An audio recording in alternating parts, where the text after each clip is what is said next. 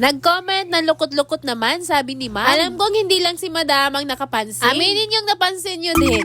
Oo nga, napansin ko rin, lukot-lukot nga. Ganito po kasi yon, hindi po kasi maiwasan ng ganyan kapag binabalot na. Lalo pat kung maglagay ako ng tape sa labas, ay gusto ko talaga ay super fit, as in mahigpit talaga. Gusto kasi namin na parang naka-vacuum yung style na parang wala ng hangin sa loob, kaya mahigpit nga talaga ang pagkalagay namin ng tape. Dahil mahigpit nga, hindi talaga yan maiwasan na medyo lukot sa labas kung tignan. Kapag hindi kasi mahigpit ang pagkabalot, ang mangyayari yan ay magrarambulan ng mga damit sa loob dahil maluwang nga. Kung ang kaninang mga puting damit ay marami, dapat ganito talaga ang pagkalagay ng mga damit sa laundry plastic bag. Super fit talaga na para sa isang bitbitan lang ay madali lang madala. Pero kapag kaunti lang ang pinalaundry, ganito ko naman ito ilagay sa laundry plastic bag. Unang layer ay dapat marami para fit, tapos ito namang natirang mga damit ay ipapatong ko na lang din. Para super fit pa rin kahit kaunti lang at para madali lang din madala at hindi na magkalukot-lukot ang mga damit sa loob. Pero kung makita nyo ay parang lukot talaga. It doesn't matter, you know. Huy, kapika. I mean, okay lang naman yan. Basta't makuha na sa laundry plastic bag ay parang nakaplansya na nga ang mga damit dahil nga sa sobrang hipit ng pagkabalot.